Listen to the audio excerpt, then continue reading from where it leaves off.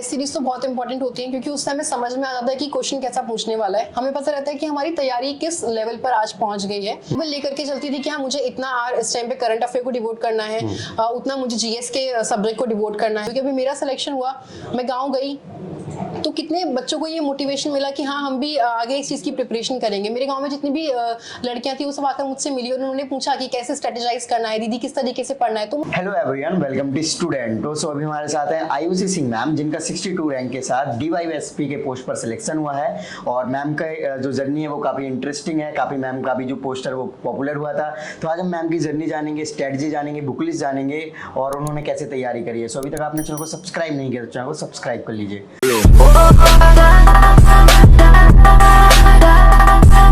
Congratulation कि आपका इतने अच्छे रैंक के साथ सिलेक्शन हुआ है। ओके, सो मैम प्रिपरेशन की जर्नी के बारे में बताइए कि आप कैसे इस तैयारी में वगैरह आए।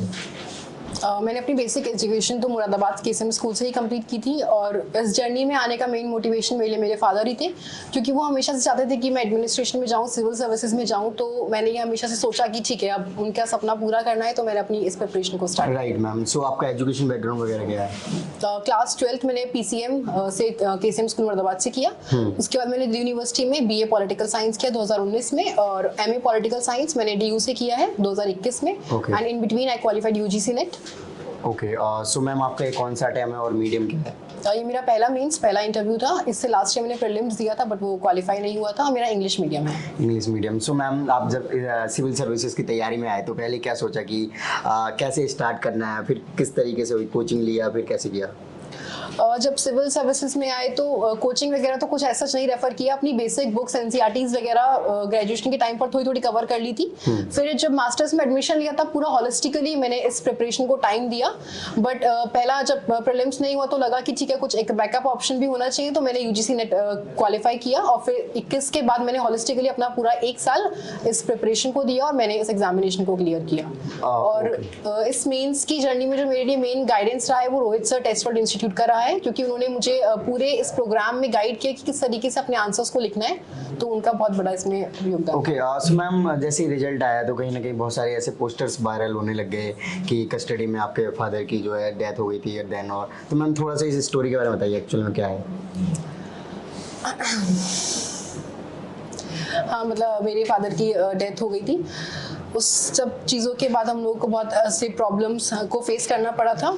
घर पे बहुत ज़्यादा सेंसिटिव माहौल था, बहुत सब परेशान थे, केसेस वगैरह चलते रहते थे, कोर्ट के चक्कर लगते रहते थे, कोई ऐसा नहीं था कि मोटिवेशन हो घर पे। उसके बाद मम्मी ने बहुत एक हिम्मत बांध के रखी कि उन लोगों ने जब मेरे भाई को बाहर पढ़ने के लिए भेजा। हम लोग 12th के बाद घर से चले गए थे। मैं 11th में थी जब पापा की डेथ हुई थी। 12th मैंने किया घर से ही, जैसे तैसे अच्छे नंबर आए, फिर मैंने अपना DU में एडमिशन लिया। तो मम्मी ने बहुत अपनी आपकी हिम्मत बांध के रखी, उन्होंने कभी हमारे सामने रोई नहीं, कभी परेशान नहीं हुई। तो मुझे मेरे भाई को पूरा सपोर्ट किया। करंटली मेरा भाई भी IIT दिल्ली MTech परस्यू कर रहा है। तो great. Okay, so ma'am finally आपका इतने अच्छे रैंक के साथ और ये जो सिलेक्शन हुआ है DSP मैम, तो कैसा लग रहा है और आपके फैमिली वालों का क्या रिएक्शन रहा उस टाइम पे? बहुत अच्छा लग रहा है कि एक सपना जो पापा ने देखा था वो मैं पूरा कर पाई। घर वाले सब बहुत खुश है। मैं तो जैसे ही एंट्री मैंने किया मम्मी की तो आंखों में आंसू ही आ गए थे। सब लोगों ने बहुत अच्छे से मेरा वेलकम भी किया, तो बहुत अच्छा मेरे को आज फील हो रहा है। Right ma'am. फ्रेंड्स, अगर आप 2024 एंड 25 के लिए UPSC की प्रिपरेशन कर रहे हैं तो आपके लिए गुड न्यूज है। अनअकैडमी के जो भी 27 से बैच स्टार्ट होने वाले हैं उन पर अभी हैवी डिस्काउंट चल रहा है 50% का। जी हाँ फ्रेंड्स, जो आइकॉनिक सब्सक्रिप्शन का प्राइस नॉर्मली 79,500 हुआ करता था, जो कि अभी आपको 50% डिस्काउंट के बाद 43,725 का पड़ेगा। इसके अलावा आइकॉनिक GS प्लस ऑप्शनल का जो नॉर्मली 89,000 हुआ करता था, जो कि अभी आपको 53,400 में पड़ जाएगा। इसी प्रकार से 24, 25 एंड 26 के लिए भी सब्सक्रिप्शन है। फ्रेंड्स, आपको पता है कि अनअकैडमी पर इंडिया के सारे टॉप एडुकेटर्स होते हैं। इसके अलावा अनअकैडमी में आपको 1-to-1 मेंटरशिप मिलती है। इसके अलावा आप अनलिमिटेड एक्सेस कर पाते हो। आप अनअकैडमी के जितने भी टीचर्स हैं या फिर जितने भी कोर्सेज हैं उनके एक्सेस मिल जाते हैं आइकॉनिक सब्सक्रिप्शन में। इसके अलावा आपको डेली आंसर राइटिंग करवाई जाती है। सो अगेन मैं आपको बता दूं, अगर आप 24 एंड 25 के लिए तैयारी कर रहे हैं तो डेफिनेटली इस ऑफर का लाभ ले सकते हैं और मेरा कोड स्टूडेंट तो जरूर यूज करें डिस्काउंट के लिए। लिंक वीडियो के डिस्क्रिप्शन में। आगे मैं आपको बता दूं अनअकैडमी प्रॉमिस के बारे में। अगर आप अनअकैडमी का कोई भी 2 ईयर का सब्सक्रिप्शन लेते हैं तो अगर आप प्रीलिम्स पास कर लेते हैं तो आपका मेंस का पूरा जो खर्चा है, यानी कि अगर आप चाहते हैं कि अनअकैडमी का जो ऑफलाइन सेंटर है जैसे कि दिल्ली में, वहां अगर तैयारी करना चाहते हैं, साथ ही रहना चाहते हैं, तो वो अनअकैडमी आपका खर्चा उठाएगी। साथ ही साथ अगर आप इंटरव्यू भी क्लियर कर लेते हैं, यानी कि यूपीएससी क्लियर कर लेते हैं, तो आपको अनअकैडमी टोटली आपकी फीस रिफंड कर देगा। इसके अलावा अगर आप कोई भी स्टेज पास नहीं कर पाते हैं तो आपको 2 ईयर का एक्सटेंशन मिल जाएगा, जो अभी ऑफर चल रहा है।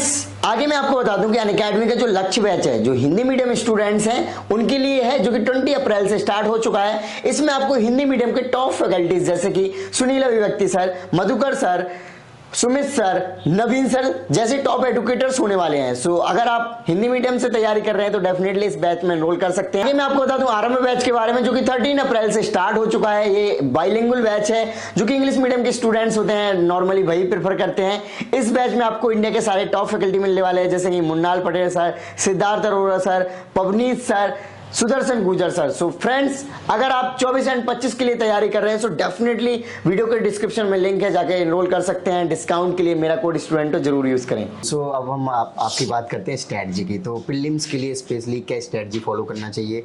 यूपी या फिर यूपीएससी में, यूपीपीसीएस में सेम होती है, फिर आपने अलग अलग करा कैसी? मुझे लगता है कि पहले जब हम अपनी प्रिपरेशन स्टार्ट करते हैं तो हमें मेंस से स्टार्ट करनी चाहिए, क्योंकि जो हमारा बेस बनाता है वो मेंस बनाता है। हमारे बेसिक्स एक बार क्लियर हो जाते हैं तो हम प्रीलिम्स पे स्विच कर सकते हैं, क्योंकि प्रीलिम्स काइंड ऑफ फैक्चुअल रहता है यूपीपीसीएस का। तो मैंने अपनी प्रिपरेशन पहले मेंस की स्टार्ट की थी, और उसके लिए मैंने सिलेबस को पूरा रट लिया था कि हाँ भाई सिलेबस में जो जो वर्ड है वो मुझे पता होना चाहिए। तो मैंने मेंस की प्रिपरेशन को लेकर पहले अपनी बेसिक एनसीईआरटीज कवर की, उसके बाद मैंने स्टैंडर्ड बुक्स को कवर किया। मेंस कवर होने के बाद आंसर राइटिंग वगैरह मैंने पूरा प्रोग्राम किया, उसके बाद मैंने प्रीलिम्स पे कंप्लीटली स्विच कर लिया। सो प्रीलिम्स के लिए मैम क्या किया आपने? प्रीलिम्स के लिए मैंने पहले तो जो एनसीईआरटीज जब मैंने पढ़ी उनसे मुझे बेसिक फैक्ट्स मिले, वो मैंने एक जगह नोट डाउन कर लिए। उसके बाद मैंने घटना चक्र को पूरा होलिस्टिकली पढ़ा था। स्पेक्ट्रम से भी मैंने छोटे छोटे अपने शॉर्ट नोट्स बना लिए थे। मैंने देखा कि क्वेश्चंस किस तरीके से आते हैं, तो मैंने पीवाईक्यू रेफर किया। फिर मैंने देखा कि हाँ क्रोनोलॉजिकल क्वेश्चंस हिस्ट्री में बहुत आ रहे हैं, तो मैंने उस तरीके के शॉर्ट नोट्स बना लिए। पॉलिटी में डायरेक्ट फैक्ट्स, टेबल्स पूछ रहे हैं, आर्टिकल्स पूछ रहे हैं, तो मैंने वो सब चीज़ एक जगह पर लिख ली। उसके अलावा मैंने टेस्ट सीरीज रेफर की। टेस्ट सीरीज के लिए मैंने टेस्ट और इंस्टीट्यूट की टेस्ट सीरीज रेफर की।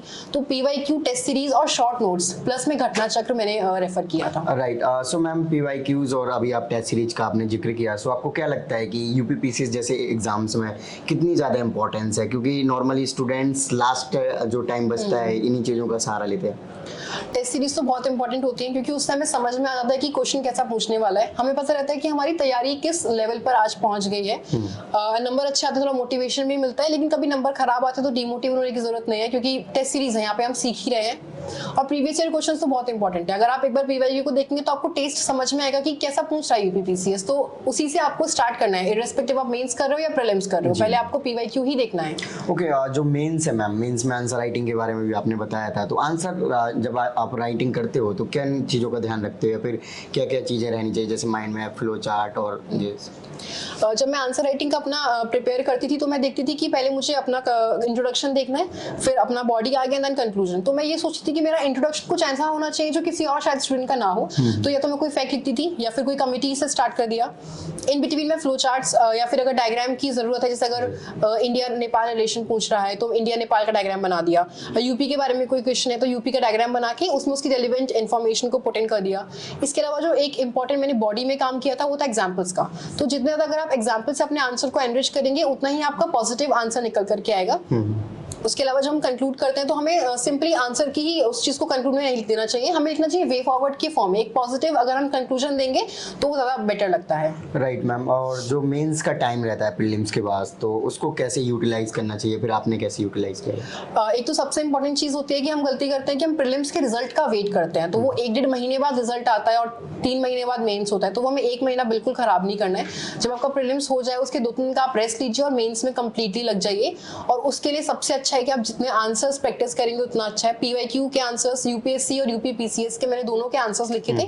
कोई एक अच्छी टेस्ट सीरीज ले लीजिए। मैंने टेस्ट और इंस्टीट्यूट की टेस्ट सीरीज फॉलो की थी, वहां पर रोहित सर ने मुझे पूरा गाइड किया था कि मेंस में किस तरीके से करना है। तो मेंस में जो मेन गेम है वो आंसर राइटिंग का है। तो और फैक्ट्स आप कवर कीजिए, जितने फैक्ट्स आप कवर कर सकते हैं। ओके मैम, इतने सारे पेपर होते हैं मेंस के, तो उस टाइम पे मेंटली प्रिपेयर कैसे करते हो, क्योंकि अगला एग्जाम कल ही है, फिर उस तरीके से?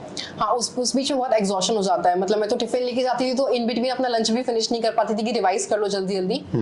तो उस बीच उसकी तो मेन चीज होती है, अगर आप जितना प्रैक्टिस कर लेंगे ना तो उतना आपको हैबिट रहेगी लिखने की। अगर हमने प्रैक्टिस लैक किया है तो हम थक जाएंगे और आंसर्स भी कंप्लीट नहीं कर पाएंगे। मुझे लगता है एग्जामिनेशन हॉल में जब हम बैठते हैं तो ऑटोमेटिकली वो स्पीड आती है कि हाँ हम अच्छे से लिख लेते हैं। तो डरने की जरूरत नहीं है, बस अपने ऊपर कॉन्फिडेंस रख करके अगर आप एग्जामिनेशन हॉल में जाएंगे तो आप अच्छे से आंसर्स लिख लेंगे। Right ma'am. और मैम रिवीजन बहुत ज़्यादा इंपॉर्टेंट होता है, तो रिवीजन की क्या मतलब आपकी साइकिल रहती थी, जैसे कि कोई वीकली करता है, कोई मंथली करता है, या फिर पर्टिकुलर सब्जेक्ट को कैसे करना चाहिए? मतलब रिवीजन तो मैं बोलूंगी कि प्रीलिम्स से पहले मैंने घटनाचक्र को 10 से 11 बार पढ़ लिया था। तो उसके लिए मैंने यही किया था कि शॉर्ट नोट्स बना लिए थे, क्योंकि पूरी बुक को रिवाइज करना बहुत बल्कि हो जाता है। तो हर सब्जेक्ट के मैंने घटनाचक्र से भी शॉर्ट नोट्स बना लिए थे, उनको मैंने सप्लीमेंट किया पीवाईक्यू से या फिर अपनी स्टैंडर्ड बुक से। तो उन्हीं सब चीजों को मैंने मतलब एग्जाम आने से 10-15 दिन पहले उसी को मल्टीपल रिविजन किए, तो उससे काफी ईजी मेरी जर्नी हो गई थी। Right ma'am. ड्यूरिंग प्रिपरेशन कुछ मैम आपने अपनी स्टडी में टेक्निक्स बनाई होंगी कि हमें इस तरीके से स्टडी करेंगे तो प्रोडक्टिविटी ज़्यादा रहेगी, तो कुछ उसके बारे में बताइए। हाँ, मतलब मैं एक टाइम टेबल लेकर के चलती थी कि हाँ मुझे इतना आवर इस टाइम पे करंट अफेयर को डिवोट करना है, उतना मुझे जीएस के सब्जेक्ट को डिवोट करना है। मेंस के टाइम पर क्योंकि हिंदी का एक पेपर इंपॉर्टेंट ऐड रहता है, तो मैं सुबह सुबह उठ के पहले 2 से 3 घंटा रोज हिंदी को ही देती थी। और मैंने वो हॉलिस्टिकली पूरा 3 महीने डेली हिंदी पढ़ी है 2-3 घंटे, ताकि मेरा हिंदी का पेपर खराब ना हो जाए। एसए के लिए रोहित सर ने मुझे टॉपिक्स प्रोवाइड कर दिए थे, उन्हीं टॉपिक्स पर मैंने अपना कंटेंट बना लिया था। और बाकी जितने भी टॉपिक्स रहते हैं उन सब पे मैंने अपने एक शॉर्ट नोट्स प्रिपेयर कर लिए थे टॉपिक वाइज, और उन्हीं चीज़ों को एंड में मैंने रिवाइज किया। जितना भी फैक्ट्स वगैरह था वो सब एक जगह लिख लिया था, तो उन सब चीज़ों को काफ़ी हेल्प मिली एंड में रिवाइज करने के लिए शॉर्ट नोट्स की। Right ma'am. और जैसे कि क्या होता है ना, बहुत सारे सब्जेक्ट्स हैं, अब कंफ्यूजन होती है कि हम पहले कौन से सब्जेक्ट को पढ़ें या फिर कौन से सब्जेक्ट ज़्यादा बेटर रहेंगे। तो स्पेशली अगर हम यूपी पीसीएस के लिए देखें तो पहले कौन से सब्जेक्ट को ज़्यादा प्रेफरेंस देनी चाहिए जिससे कि ज़्यादा मार्क्स? अगर हम मेंस में देखें तो हम वेटेज के अकॉर्डिंग चेक कर सकते हैं कि किस टॉपिक से कितने क्वेश्चंस पूछ रहे हैं। जैसे अगर जीएस 1 में देखें तो सोसाइटी से एंड ज्योग्राफी से अच्छा खासा पोर्शन आता है, एंड यूपी स्पेशल भी अराउंड 5 to 6 क्वेश्चंस आते थे पहले। तो बेटर रहेगा कि आप पहले इन सारे टॉपिक्स को कवर कीजिए। जैसे वर्ल्ड हिस्ट्री से बहुत कम क्वेश्चंस आते हैं, मेरे पेपर में एक भी क्वेश्चन नहीं था, तो आप उसको एक सेकंड ऑप्शन में रख सकते हैं। बाकी आप एक दिन में 2 सब्जेक्ट लेकर के चलिए, ताकि अगर आप एक सब्जेक्ट से एग्जॉस्ट हो जाए तो आप दूसरे पे स्विच कर सकते हैं। राइट। जैसे मैम अभी आपने यूपी स्पेशल की बात करी, तो यूपी स्पेशल कैसे कवर करें स्टूडेंट, क्योंकि यूपी स्पेशल भी काफ़ी अच्छा वेटेज है। यूपी स्पेशल के लिए राकेश सारस्वत सर की बुक आती है, वो रेफर की थी, और टेस्टवेल इंस्टीट्यूट में रोहित सर ने मुझे मॉड्यूल प्रोवाइड किया था। तो उन दोनों को सप्लीमेंट करके मैंने अपना कंटेंट बनाया था। उसमें भी मैंने मेन फोकस किया था कि फैक्ट्स में लिख लूँ और मैप में ड्रॉ कर लूँ। जहाँ पे भी है, अगर मानसून के ऊपर क्वेश्चन है तो उसमें मैप बना लिया कि कहाँ पे एरिया में कितनी बारिश होती है, किस एरिया में कितनी कम बारिश होती है। तो इस तरीके से मैंने अपना पूरा प्रिपेयर किया था UP special. Okay ma'am, UP में अगर देखा जाए तो जैसे यूपीएससी और यूपी पीसीएस में देखे तो इंग्लिश मीडियम और हिंदी मीडियम का ज़्यादा उतना होता नहीं है, तो आपको क्या लगता है इसके बारे में? मुझे नहीं लगता कि हिंदी इंग्लिश मीडियम का कुछ इशू रहता है। अगर आप लोग अच्छा आंसर लिख रहे हैं तो हर मीडियम में सिलेक्शन होता है। इनफैक्ट एक बार यूपी पीसीएस में काफ़ी सारे टॉपर्स हिंदी मीडियम से ही हैं, तो उस चीज़ का मुझे नहीं लगता कि कोई इशू रहता है। Right ma'am.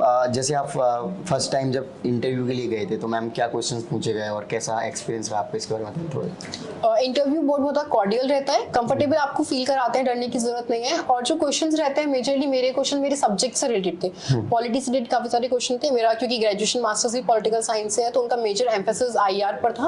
उस टाइम पर आईआर काफी चल भी रहा था। उसके अलावा मेरे से सिचुएशन बेस्ड क्वेश्चंस पूछे गए थे, being a women, women empowerment के क्वेश्चंस पूछे गए थे, वुमेन आइडल आपकी कौन है, ये सब क्वेश्चंस मेरे से पुट अप हुए थे। Right ma'am. कभी आपको प्रिपरेशन करते हुए मन में नहीं आया कि अगर सिविल सर्विसेज या यूपी पीसीएस नहीं होता है तो देन सेकंड ऑप्शन क्या हो सकता है? हाँ, ये मेरे दिमाग में बहुत बार आता था, इसीलिए मैंने यूजीसी नेट का एग्जाम भी दिया था कि ठीक है सेकंड ऑप्शन मैं प्रोफेसर की तरफ स्विच करूंगी। बट जब भी मुझे लगता था कि मैं डिमोटिवेट हो रही हूँ या फिर एग्जाम नहीं हो रहा है, तो मतलब मैं अपने पापा को हमेशा याद करती थी कि उन्होंने एक सपना देखा था, मुझे वो पूरा करना है। तो मेरे लिए तो ये हार्ड एंड कोर रूल था कि मुझे करना ही है। मैम आपने जैसे अभी बार बार बता रहे हो सपना था, तो अभी क्या सोचा है, क्या कर सकते हो आप इन फ्यूचर? क्या चीज़ें आपको लगती हैं कमियां हैं जो कि मैं जाके इन पर काम किया जा सकता है? मुझे लगता है कि लॉ एंड ऑर्डर का लैकिंग जो रहा है अभी तक, उसमें मैं काम करना चाहूँगी। और जितने भी वुमेन के अगेंस्ट केसेस रहते हैं, जैसे डाउरी के हो गए और इन सब चीज़ों का बहुत सुनने में आता है आसपास के एरिया से लेकर के, तो बहुत बुरा भी लगता है कि इन सब चीज़ों पे काम क्यों नहीं हो रहा है आज तक। तो उन सब चीज़ों पर मैं पूरा काम करना चाहूँगी। ओके, सो आपको as a women police officer में कोई चैलेंजेस तो नहीं लगते हैं कि हाँ जाके बहुत ज़्यादा चैलेंजेस होने वाले? मुझे लगता है बहुत पॉजिटिव चीज़ है कि एक वुमेन पुलिस ऑफिसर बन रही है, क्योंकि काफ़ी सारी वुमेन कंफर्टेबल नहीं हो पाती हैं एक मेल के साथ, और काफी सारे उनके केसेस रजिस्टर भी इस वजह से नहीं होते हैं। तो मेरे लिए बहुत एक अच्छी अपॉर्चुनिटी है कि मुझे इस पद के लिए चुना गया है। मैं अपने आप को बहुत लकी इस चीज़ के लिए फील करती हूँ। सो मैम, जैसे कोचिंग्स की भी बात हुई है, तो स्टूडेंट नॉर्मली सोचते हैं कोचिंग करनी चाहिए, नहीं करनी चाहिए, या फिर दिल्ली में जाकर ही तैयारी करनी चाहिए, तो इसके बारे में क्या कहना चाहोगे? प्रिपरेशन तो ऐसा है कि अगर आप कहीं से भी कर सकते हैं, इसके लिए दिल्ली ज़रूरी नहीं है। मेरा थोड़ा पॉलिटिकल बैकग्राउंड था घर का, तो मुझे घर से बाहर आना पड़ा था, और घर का कुछ माहौल भी पढ़ाई का नहीं था उस टाइम पर, तो बाहर आना पड़ा। तो ऐसा नहीं है कि आपको दिल्ली आकर ही प्रिपरेशन करना है या फिर कोचिंग ही ज़रूरी है, क्योंकि सिलेबस इतनी अच्छी चीज़ है ना कि अगर आप सिलेबस को देख लें, और अब तो यूट्यूब पे इतना ample amount of sources available है कि अगर आपको कोई एक टॉपिक नहीं समझ आ रहा है, आप जस्ट यूट्यूब पे डाल दीजिए, यूपीएससी आगे डाल दीजिए, आपको बहुत सारी वीडियोस अच्छी मिल जाएंगी। मृणाल सर की वीडियोस आप रेफर कर सकते हैं। तो कोई ऐसी मुझे नहीं लगता ज़रूरत है कि आपको कोचिंग जाना ही पड़ेगा। राइट मैम, अगर मैं आपसे कुछ रिसोर्सेज पूछना चाहूँ, बुक्स हो सकती हैं या फिर ऑनलाइन रिसोर्सेज, थोड़ा इसके बारे में बताइए। अगर सब टॉपिक वाइज जाएं तो GS 1 के लिए मैंने ज्योग्राफी में क्लास 11 12 की एनसीईआरटीज रेफर की थी, और कुछ टॉपिक्स की अंडरस्टैंडिंग के लिए मैंने मृणाल सर की वीडियोस रेफर किए थे। सोसाइटी के लिए मैंने क्लास 12 की एनसीईआरटीज रेफर की थी, और विजन IAS के जो मेन C65 आता है उससे अपना कंटेंट एनरिच कर लिया था। ओके। आर्ट एंड कल्चर के लिए मैंने यूपीएससी टॉपर महक जैन मैम के नोट्स रेफर किए थे, उनको मैंने आर्ट एंड कल्चर की बुक से सप्लीमेंट कर लिया था। उसके अलावा यूपी स्पेशल के लिए तो मैंने टेस्टफुल इंस्टीट्यूट और राकेश सारस्वत सर के नोट्स से ही सप्लीमेंट अपना काम कर लिया था। और GS 2 के लिए पॉलिटी मेरा क्योंकि बैकग्राउंड था तो मुझे इतनी ज़्यादा प्रॉब्लम नहीं हुई थी, तो मैंने प्रहार के नोट्स प्लस लक्ष्मीकांत दोनों को सप्लीमेंट किया था, क्योंकि मुझे लगा कि मेंस के लिए कहीं ना कहीं लक्ष्मीकांत इज नॉट सफिशिएंट, क्योंकि उसमें एग्जाम्पल्स वगैरह उतने अच्छे नहीं मिल रहे थे, केसेस वगैरह। और IR के लिए मैंने ORF की वेबसाइट रेफर की थी, उसमें काफ़ी सारा अच्छा इंटरनेशनल रिलेशंस कवर अप किया हुआ है। GS 3 के लिए अगर मैं बात करूँ तो इकोनॉमिक्स में मैंने प्रहार को रेफर किया था, और इंटरनल सिक्योरिटी में मैंने ओनली IAS प्रहार के नोट्स रेफर किए थे, मार्केट में मिल जाते हैं आसानी से। और इन्वायरमेंट के लिए मैंने घटना चक्र की बुक रेफर की थी, और GS 4 एथिक्स के लिए मैंने प्रहार के नोट्स रेफर किए थे, और मैंने उसमें एग्जाम्पल पे बहुत फोकस किया था। तो एग्जाम्पल भी यूपीएससी की टॉपर्स के नोट्स बहुत सारा अवेलेबल है, मैंने वहाँ से कवर अप किया था। और बाकी इन सब चीज़ों को सप्लीमेंट करने के लिए जो डाटा था या फिर एग्जाम्पल्स थे वो रोहित सर ने अपना एक नोट्स बना के अवेलेबल करवाया था, तो वहाँ से मैंने सप्लीमेंट कर लिया था। राइट मैम, एथिक्स और ऐसे पेपर हैं जो नॉर्मली स्टूडेंट समझने में थोड़ा सा आसान भी है और कुछ लोगों को नहीं भी समझ आता है, दोनों ही चीज़ें हैं, तो इसके बारे में थोड़ा सा बताइए मैम। एथिक्स मुझे लगता है कि सबसे बड़ा गेम उसमें अंडरस्टैंडिंग का होता है कि आप उस टॉपिक से समझ क्या रहे हैं, और बाकी रहता है एग्जाम्पल का। अगर आप किसी भी चीज़ को एग्जाम्पल से रिलेट करके समझ पा रहे हैं तो आसानी से आप लिख लेंगे, क्योंकि बहुत टर्मिनोलॉजीज उसमें दी हुई हैं, जैसे ऑनेस्टी हो गया, इंटीग्रिटी हो गया, कंपैशन हो गया, एम्पैथी हो गया। तो इन सब टर्मिनोलॉजीज को हमें समझना है कि ये है क्या, और हमें अपने आसपास के एनवायरनमेंट में उनके एग्जाम्पल्स को थोड़ा ढूंढना है। तो अगर हम लाइवली एग्जाम्पल्स में लिखते हैं तो कभी कभी अच्छा एक इम्पैक्ट रहता है। ओके। और मैम, यूपीपीसीएस के लिए करंट अफेयर्स की बात करें तो क्या सोर्स मेनली हम फोकस कर सकते हैं? अगर मैं प्री में देखूं तो घटना चक्र आए वाली बुक आती है, वो रेफर मैंने की थी। उसके अलावा ई दृष्टि मैगजीन आती है, वो मैंने रेफर की थी। तो कोई भी दो मैगजीन मुझे लगता है अगर आप लोग प्री के लिए करंट अफेयर्स की रेफर कर लेंगे तो it is well and good, और मेंस के लिए तो विजन का जो मेंस 365 आता है उससे आप लोग रेफर कर सकते हैं। मैम, अगर देखा जाए अभी यूपीपीसीएस का ही रिजल्ट देखा जाए तो 10 में करीब 8 गर्ल्स सेलेक्ट हुई थी, जो कि एसडीएम वाले अगर देखा जाए तो मैम कहीं ना कहीं गर्ल्स बहुत ज़्यादा आप बढ़ चढ़ कर आ रही हैं, और अभी भी कुछ गर्ल्स के साथ सामने चैलेंजेस हैं। स्पेशली अगर हम यूपी जैसे स्टेट में देखें तो गर्ल्स को ये देखा जाता है कि जल्दी शादी कर दीजिए, या फिर गर्ल्स को पढ़ाना क्या ही करना है, घर का काम करना है, उस काइंड ऑफ देखा जाता है। तो मैम इसके बारे में आप क्या कहना चाहेंगे? मुझे लगता है ये जो इतनी विमेन का सिलेक्शन हुआ है और टॉप 10 में टॉप 8 गर्ल्स हैं, ये बहुत पॉजिटिव इम्पैक्ट हमारी सोसाइटी पर छोड़ेगा, और पेरेंट्स को एक मोटिवेशन मिलेगा कि वो अपने घर की लड़कियों को आगे पढ़ाएं, अपने बच्चों को आगे पढ़ाएं। तो जो ये सोसाइटल एक माइंडसेट है, हमें कहीं ना कहीं वो चेंज करने की ज़रूरत है, और इस पर जो काम होगा वो मेजरली सोसाइटी करेगी। कितने भी रूल्स रेगुलेशंस लॉज गवर्नमेंट बना ले, वो काम नहीं करेंगे जब तक हमारा खुद का माइंडसेट उस चीज़ को लेकर के चेंज नहीं होगा। तो यहाँ पर एक मैसेज पेरेंट्स के लिए है कि एक भरोसा अपने बच्चों पर रखिए, उन्हें एक स्टेप आगे बढ़ाने की हिम्मत दीजिए, तो जरूर आपकी जो घर की बेटियां हैं वो कामयाब होंगी। क्योंकि अभी मेरा सिलेक्शन हुआ, मैं गांव गई तो कितने बच्चों को ये मोटिवेशन मिला कि हाँ हम भी आगे इस चीज़ की प्रिपरेशन करेंगे। मेरे गांव में जितनी भी लड़कियां थी वो सब आकर मुझसे मिली और उन्होंने पूछा कि कैसे स्ट्रेटेजाइज करना है दीदी, किस तरीके से पढ़ना है। तो मुझे बहुत अच्छा लगा कि हाँ एक जागरूकता लोगों के अंदर फैलती है अगर सिलेक्शन होता है। तो जो भी लोग सेलेक्ट हुए हैं उनसे भी एक रिक्वेस्ट है कि आप जितना लोगों की हेल्प कर सकते हैं प्लीज़ कीजिए, क्योंकि बहुत सारे लोग हैं जिनके पास एक्सेसिबिलिटी नहीं है या सोर्सेज नहीं है। तो आप अपने पार्ट पे जितना कॉन्ट्रीब्यूट बच्चों के लिए कर सकते हैं, उन लोगों के लिए कर सकते हैं, it's like well and good. Right. एक और चीज़ मैम, नॉर्मली पेरेंट्स जो होते हैं लड़कों को तो सभी सोचते हैं ठीक है पढ़ाना है कुछ करवाना है, मेनली फोकस वही रहता है, बट गर्ल्स को कैसे वो एनालाइज करें अगर पेरेंट्स भी हैं कि हाँ ये गर्ल्स हमारी जो है लड़की है वो आगे चल के हाँ अच्छी प्रिपरेशन ही करेंगी, सिलेक्शन लेके आएंगी, तो कहीं ना कहीं ये भी उनके सामने चैलेंज रहता होगा कि हम भेजेंगे तो सही रहेगा नहीं भेजना चाहिए, इसके बारे में कैसे? एक बार भरोसा तो करना पड़ेगा, एक बार आपको चांस तो देना पड़ेगा उनको कि वो अपने आप को आपको प्रूव कर सके। और ये तो राइट भी है, राइट टू एजुकेशन तो सबसे बड़ा अधिकार है, चाहे वो लड़का हो चाहे वो लड़की हो, आपको दोनों को बराबरी पढ़ाना होगा। तो ये जरूरी है कि पेरेंट्स इस चीज को समझे कि हमें दोनों को इक्वली पढ़ाना है। उसके बाद उनकी कैपेबिलिटीज है, उनका इंटरेस्ट है और उनकी ऊपर है कि वो किस तरीके से उस चीज को आगे लेकर के जा रहे हैं। राइट। एक और मैम, जैसे एज अ मेल आकर दिल्ली में तैयारी करना और फीमेल आकर दोनों में अलग अलग काफी चैलेंजेस आते हैं, तो मैम आपको क्या लगता है कि यहाँ पे दिल्ली में रहकर तैयारी करना गर्ल्स के लिए स्पेशली क्या चैलेंजेस हैं? बहुत चैलेंजेस होते हैं। एक तो अच्छा रूम मिलना, पीजी मिलना, अच्छी लोकेलिटी मिलना, क्योंकि अगर अच्छी लोकेलिटी में आप रूम रह रहे हैं तो इट्स बिट एक्सपेंसिव, और अगर आप थोड़ा बेकार जगह रह रहे हैं तो वहाँ का एनवायरनमेंट आपके लिए अच्छा नहीं है। क्योंकि अगर हम देखें तो मेल्स तो कहीं भी रह लेते हैं, बहुत सारे ऐसे दिल्ली में एरिया हैं जहाँ पे थोड़ा अलग है और रूम वगैरह सस्ते हैं, लेकिन फीमेल के लिए बहुत बड़ा चैलेंज है कि वो वहाँ नहीं रह पाते हैं। और ये एक रीजन भी रहता है कि अपने पेरेंट्स जो है बच्चों को भेज नहीं पाते हैं, कि एक तो वो अफोर्ड नहीं कर सकते इतना महंगा, तो ये एक बहुत बड़ा मेजर चैलेंज वुमेन के लिए रहता है, मुझे लगता है। राइट। जैसे आपने गाइडेंस में सर का बार बार नाम लिया, तो मैम गाइडेंस समझ नहीं आता कि हम किन से लें और गाइडेंस लेने के क्या प्रॉपर पैरामीटर होना चाहिए, क्योंकि आजकल हर कोई गाइडेंस देता फिरता है और किसी से भी गाइडेंस ली जा सकती है, चाहे टॉपर हो चाहे टीचर हो या फिर साथ में फ्रेंड्स भी हो सकते हैं, तो इसका मुझे लगता है एक तो आपको खुद के बारे में पता होना चाहिए कि आप किस लेवल पर हैं इस जर्नी में, आपकी प्रिपरेशन कहाँ तक पहुंच चुकी है। तो अगर आपको कोई इंसान सामने से गाइड करे और आपको लग रहा है कि उसने आपकी चीजों को बिल्कुल ही उल्टा कर दिया है, कि तुम तो हर चीज गलत ही कर रहे थे, तो उस तरीके से थोड़ा सा अलग हो जाना है, क्योंकि थोड़ा कॉन्फिडेंस खुद पर भी होना चाहिए कि हम भी कुछ एनालाइज करके इस प्रिपरेशन में यहाँ तक आए हैं। तो ऐसे लोगों से दूर रहो जो आपकी प्रिपरेशन को पूरी तरीके से गलत बता दे रहे हैं। राइट। और एक और चीज़ मैम, नॉर्मली फ्रेंड सर्कल हर किसी का होता है, चाहे वो तैयारी कर रहा हो नहीं कर रहा हो, तो मैम फ्रेंड सर्कल का कितना इम्पैक्ट है इस प्रिपरेशन में और किस तरीके का फ्रेंड सर्कल बनाना चाहिए या नहीं बनाना चाहिए? नॉर्मली कई लोग अकेले भी प्रिपरेशन कर रहे हैं, इवन कि वो एंड्रॉइड मोबाइल का भी यूज़ नहीं कर रहे। और मुझे लगता है फ्रेंड्स तो बहुत इंपॉर्टेंट है। मेरे फ्रेंड्स ने तो मुझे बहुत सपोर्ट किया है, इवन मेंस में जो मेरे नोट्स वगैरह फोटोकॉपी कराना, तो वो सब भी वो लेकर के आते थे मेरे लिए ताकि मेरा टाइम वेस्ट ना हो। तो फ्रेंड्स तो बहुत इंपॉर्टेंट है। मेरे दोस्तों ने तो मुझे हमेशा से मोटिवेट किया है, कभी भी लगता था परेशान हो रही हूँ तो किसी को भी कॉल कर लो, तो हाँ हमेशा अवेलेबल भी मेरे लिए मेरे फ्रेंड्स रहे हैं। ऐसा नहीं बहुत बड़ा मेरा सर्कल था, 2-3 फ्रेंड्स थे, but they were like more than enough. Ma'am देखा जाए सिविल सर्विसेज हो या फिर कोई भी गवर्नमेंट एग्जाम्स की प्रिपरेशन है, क्राउड्स लाखों में हो चुका है स्टूडेंट्स का, और नॉर्मली स्टूडेंट आते तो तैयारी में बट उस तरीके से प्रिपरेशन नहीं करते, और आपके साथ इतने सारे चैलेंजेस रहे, देन आपने एग्जाम्स को भी क्रैक कर लिया और वो भी फर्स्ट सेकंड अटेम्प्ट में, अपने आप में बड़ी बात। तो मैं ऐसे स्टूडेंट को आप क्या मैसेज देना चाहेंगे, फिर क्या कहना चाहेंगे? मैं ये बोलूंगी कि आपको डिमोटिवेट नहीं होना है। आप एक रीजन ढूंढिए कि आप इस एग्जाम को क्लियर क्यों करना चाहते हैं। कुछ तो वजह रही होगी जो आपने इस जर्नी में आके इनिशिएट किया। तो जब भी लगे कि हम हार रहे हैं ना, तो उस रीजन को याद कर लीजिए कि हाँ ये वजह थी कि मैंने इस एग्जाम को करना स्टार्ट किया। तो शायद वो एक रीजन आपको आगे तक लाइफ में मोटिवेट किए करेगा। तो सेल्फ मोटिवेशन सबसे इंपॉर्टेंट होता है। दूसरा इंसान आपको थोड़े टाइम के लिए मोटिवेट कर देगा, लेकिन जब आप खुद को हौसला देंगे ना तो वो लंबे टाइम तक चलेगा। तो बस हार नहीं माननी है, आज नहीं तो कल हो ही जाएगा, एक एग्जाम ही तो है जी। Okay, so thank you so much ma'am for your lovely message. So friends, आपने देखा कि मैम ने ओवरऑल अपनी जर्नी को शेयर किया। सो आई होप कि आपको वीडियो अच्छी लगी होगी, तो इसको लाइक करें। अभी तक आपने चैनल को सब्सक्राइब नहीं किया तो सब्सक्राइब कर लीजिए। जय हिंद।